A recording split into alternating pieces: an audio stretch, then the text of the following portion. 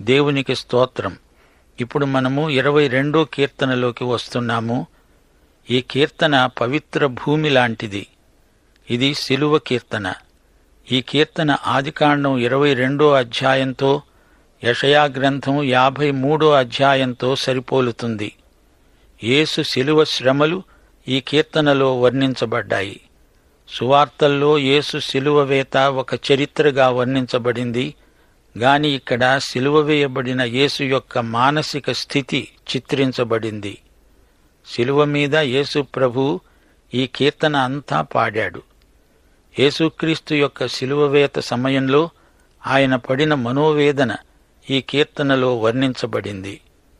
లోక పాపాల నిమిత్తం ఆయన శిలువ మీద చనిపోతున్నాడు. ఆకాశానికి భూమికి మధ్య వేలాడుతున్నాడు. ఆయన పరలోకానికి ఇహలోకానికి నిచ్చెన అయ్యాడు. 2 కొరింథీ 5వ అధ్యాయం 21వ వచనం. మనము ఆయన యందు దేవుని నీతి అగునట్లు పాపమెరుగని ఆయనను మన కోసం పాపముగా చేశాడు. 1 పేతురు 2వ అధ్యాయం 24వ వచనం. మనము పాపముల విషయమై చనిపోయి నీతి విషయమై జీవించున్నట్లు ఆయన తానే తన శరీరమందు మన పాపాలను మ్రాను మీద మోసుకున్నాడు. ఆయన పొందిన గాయాల చేత మీరు స్వస్థత నొందారు. ఇప్పుడు 22వ కీర్తన 1వ వచనం నుండి. యేసు శిలువపై నుండి ఆక్రందన చేస్తున్నాడు. నా దేవా, నా దేవా, నీవు నన్నేల విడనాడావు. నన్ను రక్షింపక, నా ఆర్తధ్వని వినక నీవేల దూరముగా ఉన్నావు. యేసు ప్రభువు శిలువ మీద ఒంటరితనాన్ని అనుభవించాడు. తన దేవుడు, తన తండ్రి తనను చేయి విడిచాడు. మానవుడుగా యేసు పొందిన బాధ ఎంతో తీవ్రమైనది. ఆయన లోకపాపమును మోసుకొని పోయే దేవుని గొర్రెపిల్ల. హెబ్రీ పత్రిక 2వ అధ్యాయం 9వ వచనం ఈ సందర్భంలో మనము గమనించాలి. దేవుని కృప వలన ఆయన ప్రతి మనుష్యుని కొరకు మరణము అనుభవించున్నట్లు దూతల కంటే కొంచెము తక్కువ వాడుగా చేయబడిన యేసు మరణము పొందినందున మహిమా ప్రభావములతో కిరీటము ధరించిన వానిగా ఆయనను చూస్తున్నాము. హెబ్రీ పత్రిక 2వ అధ్యాయం 14వ వచనం. మరణము యొక్క బలము గలవానిని, అనగా అపవాదిని మరణము ద్వారా నశింపచేయడానికి ఆయన రక్తమాంసాలలో పాలివాడయ్యాడు. ఆయన ఎంతమాత్రమును దేవదూతల స్వభావమును ధరించుకొనక అబ్రహాము సంతాన స్వభావమును ధరించుకొని ఉన్నాడు. తాను శోధింపబడి శ్రమ పొందాడు గనుక శోధింపబడే వారికి సహాయం చేయగలవాడై ఉన్నాడు. యోహాను సువార్త 8వ అధ్యాయం 29వ వచనంలో ప్రభు అన్నాడు, నన్ను పంపినవాడు నాకు తోడై ఉన్నాడు. ఆయనకిష్టమైన కార్యము నేనెల్లప్పుడూ చేస్తాను గనుక ఆయన నన్ను ఒంటరిగా విడిచిపెట్టలేదు. అయితే ఇక్కడ శిలువ మీద దేవుడు తనను చేయి విడిచాడు. యేసు భయంకరమైన ఈ అనుభవం పొందాడు. 3వ వచనం. నీవు ఇశ్రాయేలు చేసే స్తోత్రముల మీద ఆసీనుడవై ఉన్నావు. ఇప్పుడు యేసు లోక ప్రజలందరి కొరకు పాపముగా చేయబడ్డాడు.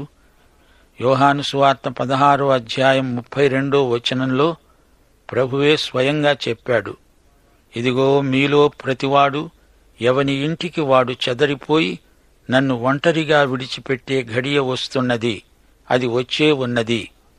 అయితే తండ్రి నాతో ఉన్నాడు గనుక నేను ఒంటరిగా లేను.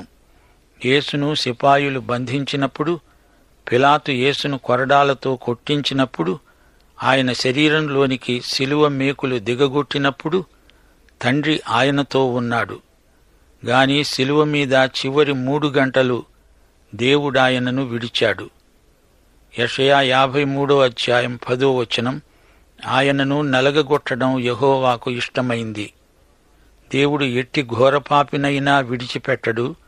అయితే మన కొరకై పాపముగా చేయబడిన యేసును దేవుడు విడిచిపెట్టవలసి వచ్చింది. యేసు ప్రభువు తీవ్రమైన వేదన చేత ఆ కేక వేశాడు. తండ్రి ఎడబాటు సహించలేకపోయాడు. ఆయన దౌర్జన్యము నొందాడు. బాధింపబడినా ఆయన నోరు తెరవలేదు. వధకు తేబడే గొర్రెపిల్ల బొత్సు కత్తిరించే వాని ఎదుట గొర్రె మౌనముగా ఉండునట్లు ఆయన నోరు తెరవలేదు గాని దేవుడు తనను విడిచిపెట్టినప్పుడు ఆ బాధ భరించలేక, నా దేవా, నా దేవా, నన్నెందుకు చేయి విడిచావు అంటూ కేక పెట్టాడు. ఆ కేకకు రాళ్లు సహితం బ్రద్దలయ్యాయి. సృష్టికర్త శ్రమ పడుతున్నాడు. మానవునికి అది భరించరాని బాధ. 6వ వచనం, నేను నరుడను కాను, నేను పురుగును, నరుల చేత నిందించబడినవాడను, ప్రజల చేత తృణీకరించబడినవాడను. సింహమై గర్జించాడు, ఇక్కడ నేను పురుగును అంటున్నాడు. ఆయన తృణీకరించబడినవాడయ్యాడు. మనుష్యుల వలన విసర్జించబడినవాడు, వ్యసనాక్రాంతుడు, వ్యాధిని అనుభవించినవాడు, మనుష్యులు చూడనొల్లని వాడయ్యాడు. నేను పురుగును అంటున్నాడు. ఎంతో తగ్గించబడ్డాడు. ఈయనే యెషయా 1వ అధ్యాయం 18వ వచనంలో ఏమన్నాడు? మీ పాపములు రక్తము వలె ఎర్రనివైనను అవి హిమము వలె తెల్లబడతాయి. కెంపు వలె ఎర్రనివైనా అవి గొర్రె బొచ్చు వలె తెల్లనివవుతాయి. ఆయన రక్తము మన పాపాలను కడిగివేయగలదు. యేసు రక్తము ప్రతి పాపము నుండి మనల్ని పవిత్రులనుగా చేస్తుంది. 7-8 వచనాలు, నన్ను చూచేవారందరూ పెదవులు విరిచి తల ఆడిస్తూ నన్ను అపహసిస్తున్నారు. యెహోవా మీద నీ భారము మోపు, ఆయన వానిని విడిపిస్తాడేమో. అతడు ఆయనకు ఇష్టుడు గదా, ఆయన అతణ్ణి తప్పిస్తాడేమో అన్నారు. యేసుక్రీస్తు సిలువ వేయబడుతుండగా అది చూస్తూ పరిసయ్యులు అపహసించారు. మత్తయి సువార్త 27వ అధ్యాయం 36వ వచనం, వారు అక్కడ కూర్చుండి ఆయనకు కావలి ఉన్నారు. వారు ఆయన మీద తమ విద్వేషాన్ని వెళ్లగక్కారు.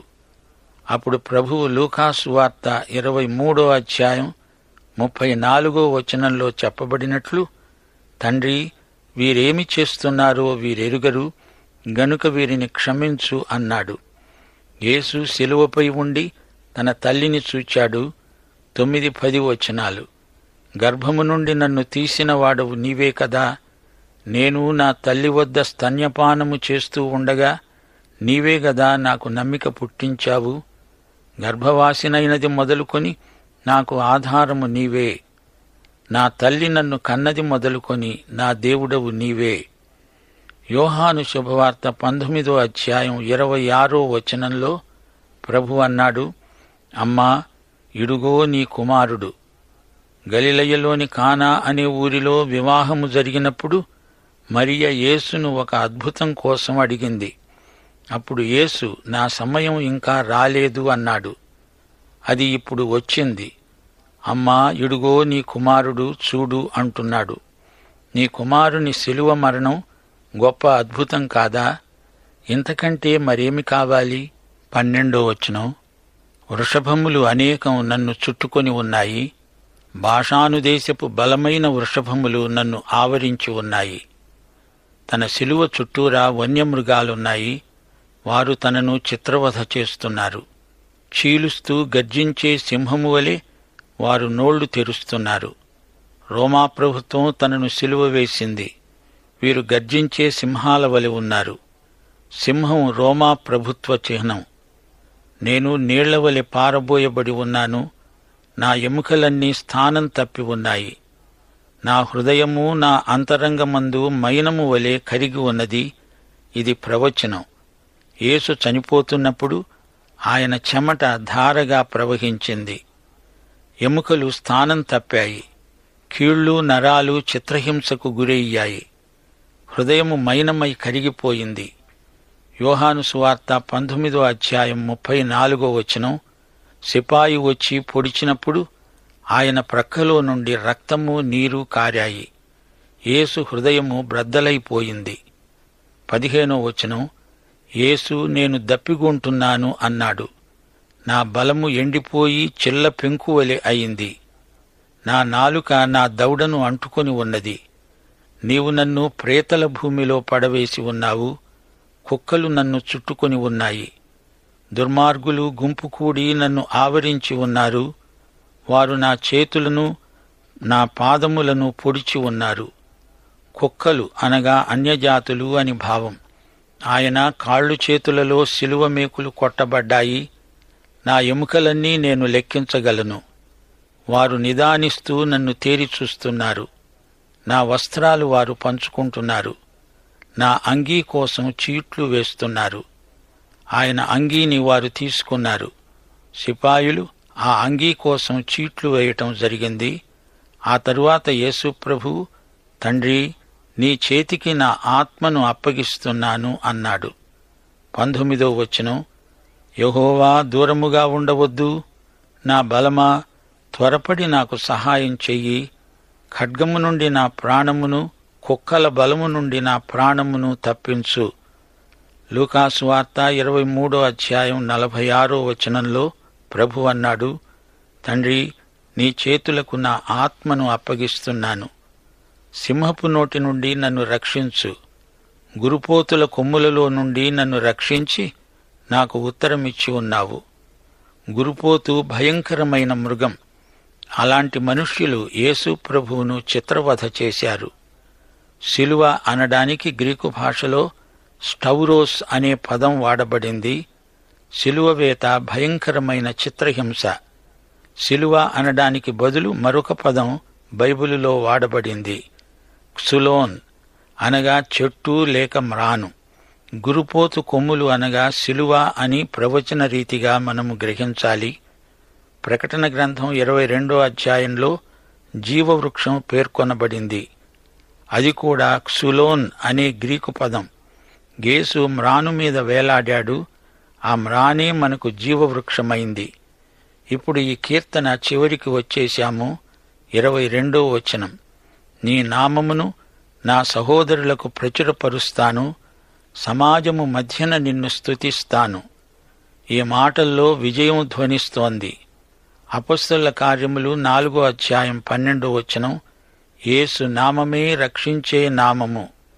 కీర్తన 22, 25, 26 వచనాలు, మహాసమాజములో నిన్ను గూర్చి నేను కీర్తన పాడుతాను.